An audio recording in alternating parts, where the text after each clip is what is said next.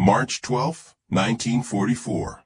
The gray sky hung low over the New York harbor, a cold drizzle blurring the outlines of ships and cranes.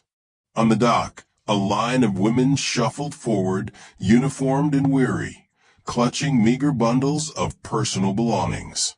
Their faces were pale, lips pressed tight with fear, eyes scanning the unfamiliar cityscape, as though it might suddenly erupt in judgment.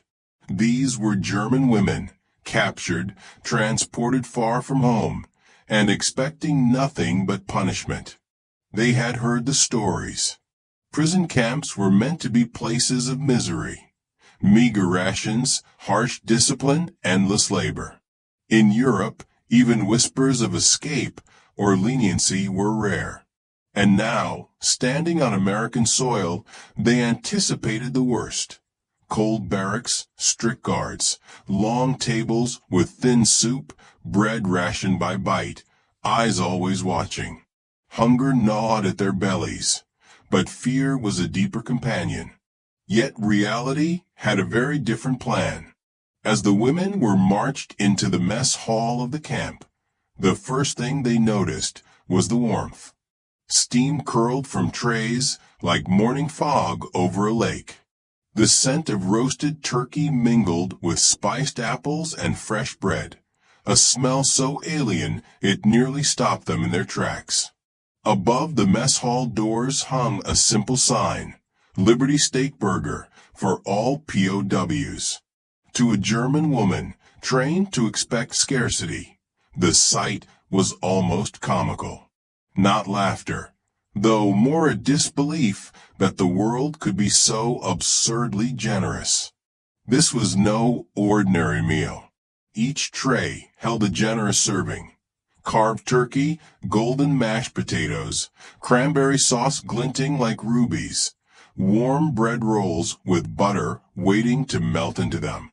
Some women whispered to one another, incredulous. Are they really feeding us this well? A few glanced over their shoulders, half expecting the guards to shout, just kidding. But no one came with a stern warning. No one told them to eat sparingly. They were free to fill their plates as they wished. The statistics were almost laughably lavish by comparison. POWs in European camps often received 1,500 calories a day, sometimes less. Here, in the United States, the women were allotted 3 full meals daily, with occasional fruit, chocolate, and dessert. One camp record from 1944 notes that a typical dinner service for 250 women required over 500 pounds of turkey, 300 pounds of potatoes, and 200 dozen rolls. And still, somehow, the cooks smiled as they served, never flinching at the line of skeptical, anxious faces. The contrast could not have been starker. They had braced for starvation. Instead, they encountered abundance. They had expected anger or punishment.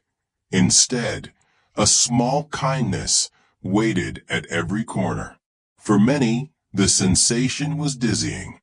One woman, later recounting her experience in a letter home, wrote, "I had expected misery, and instead someone handed me a plate and said, 'Eat. Enjoy.' It was the best meal I had ever tasted." Yet this moment wasn't just about food, it was about perception. Every bite challenged the narrative they had been told about Americans. Every tray, every steaming roll, every slice of pie became a subtle lesson. Perhaps enemies could still show decency. Perhaps fear could be replaced by surprise. Even humor found a small foothold. Some women quietly joked among themselves, wondering if the cooks had misunderstood their orders. "Are we prisoners, or have we been invited to a banquet?" murmured one, earning stifled giggles from the line. The laughter was nervous, fragile, but it was laughter nonetheless. And still, a shadow of doubt lingered. The women knew war was not paused by turkey or mashed potatoes. They had come expecting punishment, and the world had instead delivered kindness. What came next, they could not imagine, but they would soon discover that the generosity of this place went far beyond the mess hall. But what lay beyond the aroma of roasted meat and buttered rolls would shock them even more. The next morning, March 13th, 1944, the women awoke to a reality that continued to defy their expectations. The barracks were clean and dry, each bunk neatly made, blankets folded with precision. On the floor lay a pair of sturdy shoes for each woman, replacing the worn, patched footwear that had carried them across Europe and into captivity. Some paused, staring down at their feet in disbelief. Shoes? Not punishment, not hardship. Shoes. The camp, it seemed, was filled with surprises. Beyond the warmth of the mess hall, there were books stacked in small libraries, a piano in the rec room, and a schedule of recreational activities that included sewing, card games, and occasional concerts. The idea that prisoners, especially enemy prisoners, could have leisure time seemed almost absurd. Yet here it was, quietly unfolding in the shadow of war. It was during Thanksgiving 1944 that the contrast became truly unforgettable. For many of the German women, this was a holiday they had never celebrated. And yet, the camp officers orchestrated a full Thanksgiving dinner. Roasted turkey, mashed potatoes swimming in butter, green beans with crisped almonds, cranberry sauce, pumpkin pie spiced just right.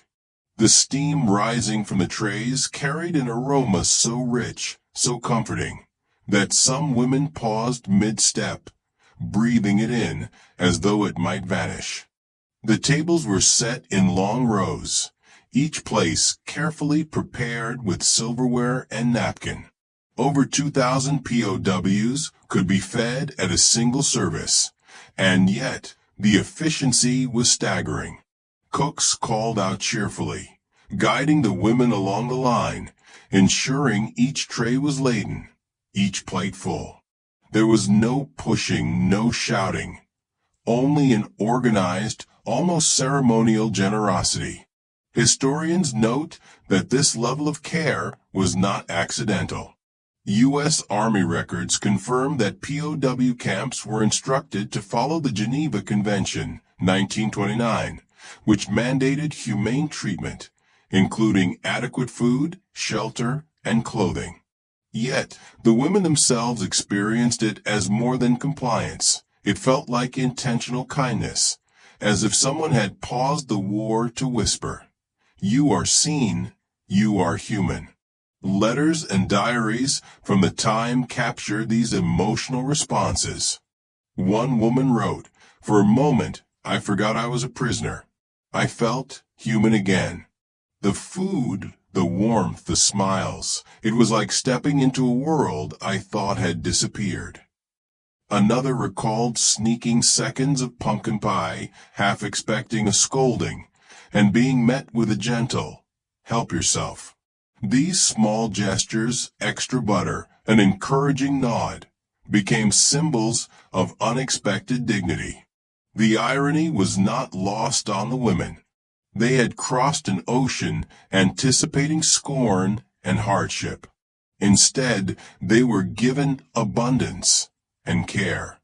Some quietly joked, whispering to one another as they passed trays. Perhaps this is the American's secret weapon. Overfeed the enemy until they forget to fight.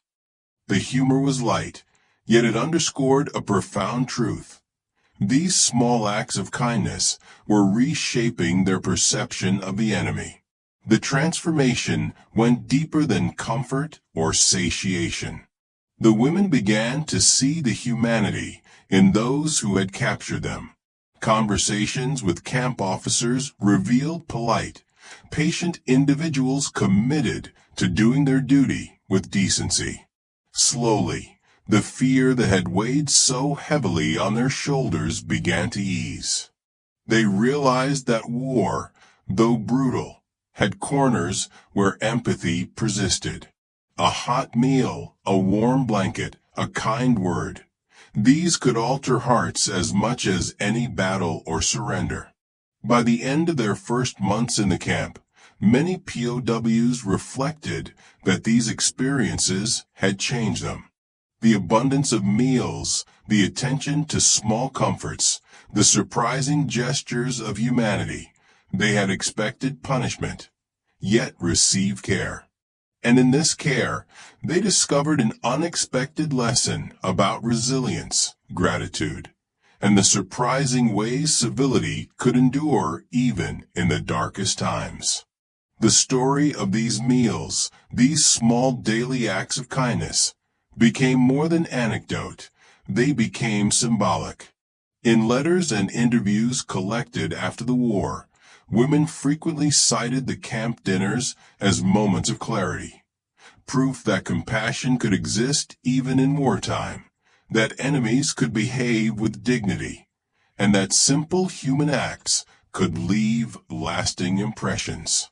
And so, what began as fear and dread, the expected punishment of being a prisoner, transformed into astonishment, gratitude, and, ultimately, hope. In the middle of war, in the shadow of fear, food became a bridge. A steaming plate, a warm blanket, a kind word. Sometimes, the simplest things could rewrite what it meant to be human.